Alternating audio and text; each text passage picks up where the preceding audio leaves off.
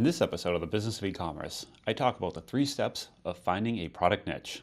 This is the Business of E-commerce, episode 38.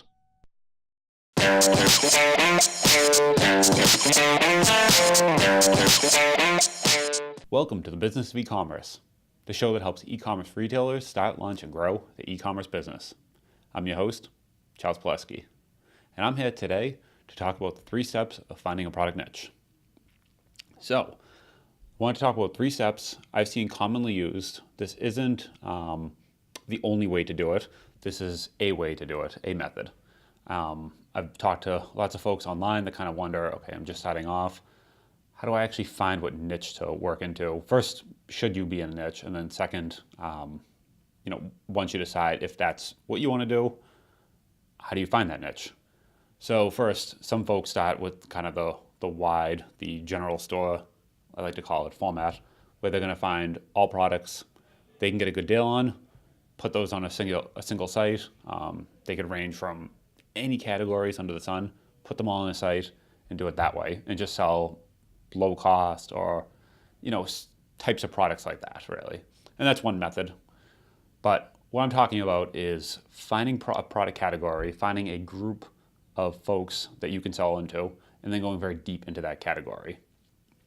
So here are kind of 3 steps that I've outlined on ways to do that.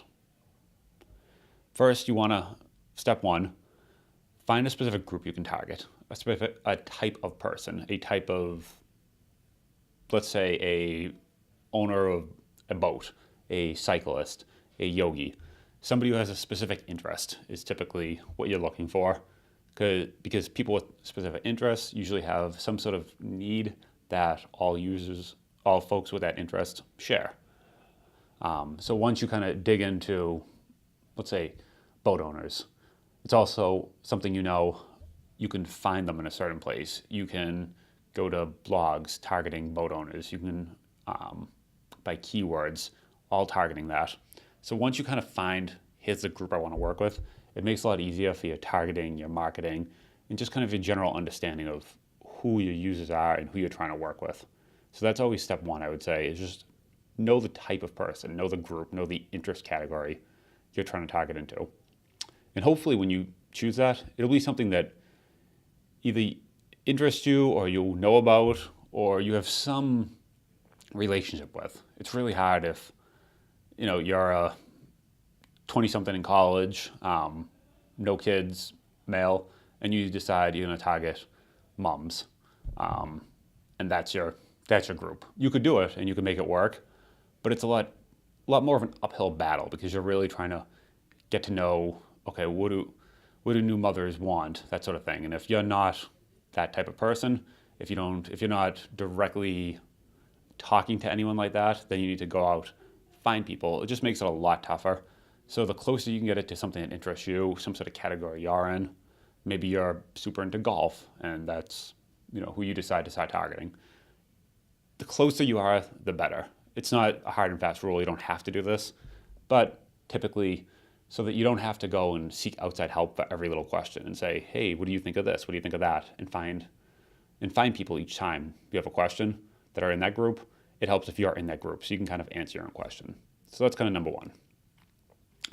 Number 2, now you found your group. It's boaters, golfers, yogis. Now it's kind of going deep on what's a specific need they have and a category of product that can fill that need. So for boating, for example, there was one point where one episode we talked about trolling motors. Specific motor on a boat. You can go very deep into that single category. So maybe it's trolling motors, boat navigation. For golf, there's many categories you can go into. For cyclists, maybe instead of selling the bikes themselves, you go deep into cycle computers, those little computers that tell you the distance on the bike. That's very specific to cyclists, cyclist clothing, that sort of thing. So it's something that hey, I'm targeting a cyclist, and out of that group, out of that subcategory, now only folks that are cyclists want cycle computers. It's pretty obvious. That's not something the general population buys. So you can that allows you to go very deep and understand, hey, I'm going to target cyclists with all my marketing, with all my advertising. And out of that, we're only going with the cycle computers. We're not even going to try to sell bikes and rims and all this other gear. We're just going deep into this one specific category. And what that allows you to do is be the authority in that category. So you're not going out trying to say, hey, we sell bikes at a discount and we're trying to win on that. What you're really trying to do with this tactic is understand we're selling this category. We can be the experts in that category. All of our categories on the site, our layouts, our search, everything will be very deeply related to that very specific category. So you're not trying to, go through the site and try to find random products and, hey, how does this relate to that? You're trying to go through and say, cycle computers. These are for road bikes. These are for mountain bikes. And you can start breaking them out based on the type of user in that category and make the category super specific. Because now you know you're only targeting cyclists. It's only cycle computers. What are some types of cyclists that use these differently? Mountain, road, other. And that because you're in that group, you're able to answer that very specifically and understand what that's all about. So that makes it super easy for you to start going very deep into that category and really break out your whole site, your layout, your categories, your search, browsing the site for that group of people. So when a cyclist lands on your site, they're going to be able to look and say, hey, this is built for me. I can find products on here. Plus, it also makes it, you're not going on trying to compete with every product listed on Amazon or Walmart. If you're looking for a cycle computer, this is cyclecomputers.com, let's say. I don't know if that site's real, but let's pretend it is. You go to that site, that's all it is. You're able to find very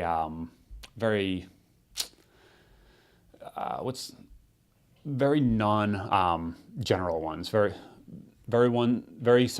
computers are very specific to a specific need, and it's not just for everyone. It's not the top 10, the top 5 that you're selling. It's this deep, deep, deep group of these that you can go through and really browse and really see, here's how this compares to that, and go through all the details. And because you're very specific on that category, you're able to go specific on the details as well. So this battery lasts that long versus this long, and that could be a detail you have on every computer. So it's not something you're trying to just go through and just load up products on the site. You're trying to go deep on the specific category. So now the third step, and this is where most people kind of get tripped up, or maybe not tripped up, most people kind of go here as quick as possible and then get stuck, is actually finding the manufacturers of that category. So for example, now you want to target these cycle computers, you need to find manufacturers. How do you do that? How do you approach them? What do you do? So in episode 19, we talked about finding dropship suppliers. The whole episode was very targeted towards finding domestic dropship manufacturers. So this doesn't apply to going for AliExpress, let's say, trying to find warehouses that manufacture these and have them shipped over. This is talking about how to find manufacturers here in the US already have the products that are willing to drop ship or at least sell you products from the US, from domestically, wherever domestic is for you. Approaching these manufacturers, first step one is finding them. So you have to understand who's selling these online now. Start to look for other products in your category. Find your niche. Now you know your niche. You can start doing some research and saying who else is selling these products, what kind of products are they selling, who are the manufacturers. And from there, it really comes down to start knock on doors and understand, do I buy direct from manufacturers? Or in some industries, auto parts, for example, it's a distributor type network. So you don't buy auto parts necessarily from a auto manufacturer, you buy them from a distributor. There's big distributors that work with the big manufacturers, but as a retailer, you always go to distributors. It's the same for auto parts, motorcycle, usually boat, things like that. You go to distributor networks. But in some cases, you go direct to manufacturers. So you first want to start figuring out who are these manufacturers? Make a list. Make your list in Excel. And from there, you can actually go to their site. And it takes some research, takes some work, but understand, hey, if there are other folks are selling them online, first, most likely this manufacturer is okay with their products being sold online. Not all are, but if you find them, for sale online? Most likely they are, or at least you can talk to them about it and find out. Go to their site and just start looking, how do I become a retailer? Some might say, here's a contact form. Some might just drop you on with, send us an email. Others might have a very formal process. And also some might just send you to a distributor and say, here's our domestic distributors, good luck. Then you have to go and contact the distributors. A lot of different models there, but it's really just about, at that point, knocking on doors, approaching the manufacturers, not coming off, and this is kind of an episode targeted to new retailers, but you kind of don't want to come off as a new retailer and ask them basic questions. What you want to do is approach them, hi, I'm a retailer, I want to carry a product, can I sign up with a new retail agreement, or what's that process look like? They'll start kind of walking through the steps. They'll probably want to see an existing site. So it's good to have something there. You don't really just want like a domain with a coming soon page, the little construction site.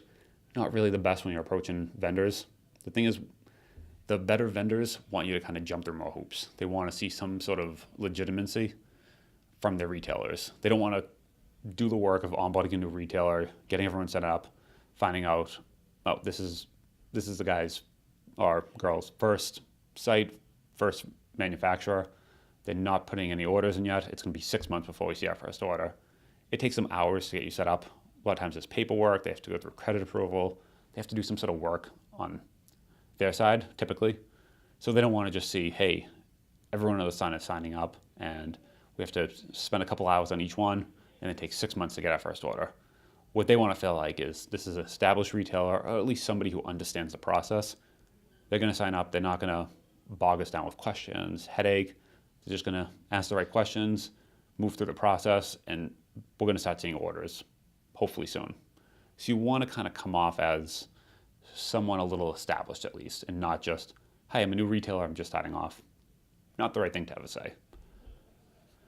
So once you do that, you'll start getting a sense of who the manufacturers are in the category. And as you start working with some existing ones, it becomes easier in this snowball effect of start bringing on the more elusive manufacturers, let's say. There's some distributors you can go to. You don't even need a site. You don't need anything really. You buy, you pay on credit card each time, so there's no even payment terms. It's legitimately just going to them, putting an order in. They hit a credit card. They don't really care how many orders you're putting in because they're not doing much setup work initially. They're just dropping you some big list of products, and that's a great way to get started, honestly. You might not have a lot of pricing through them. It might be someone where everyone's buying from, and you get their lowest tier pricing just to start off, which is fine. You're able to list the products, start getting your categories, getting some legitimate look to your site, and then you can go to approach the next level of manufacturer and say, hey, here's my site. I'm clearly legitimate. You already have some orders coming in. You already kind of know how this works. You're not going to ask them tons of questions. And then you're able to start going through and kind of building the snowball from there and going to more and more manufacturers.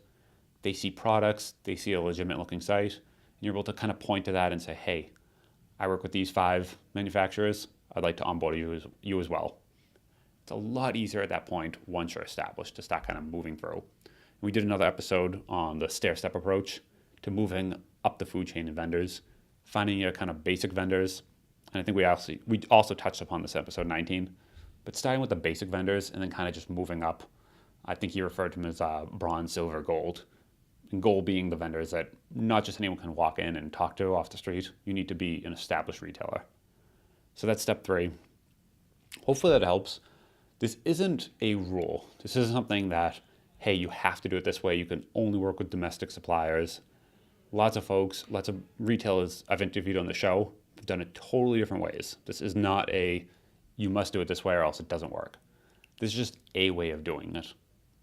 Finding a niche, finding domestic suppliers, whether they're manufacturers or distributors, approaching them and kind of snowballing from there.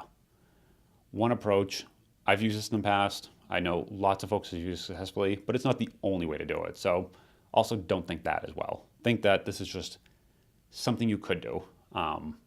there's lots of folks now using AliExpress, kind of either drop shipping or moving products directly to FBA.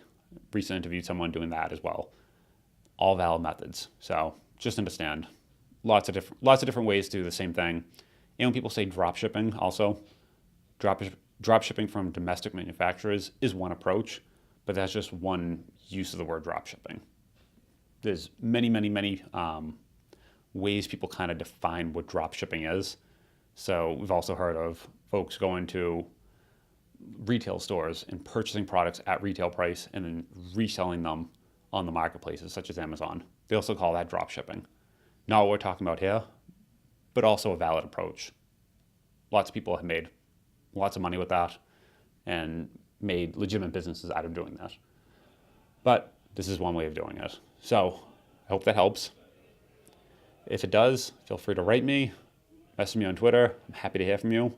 We'll be bringing some guests back in the next couple of weeks. So I just wanted to kind of do a single episode. If you have any feedback, feel free to reach me on Twitter, and I'll talk to you soon. Thanks. Bye-bye.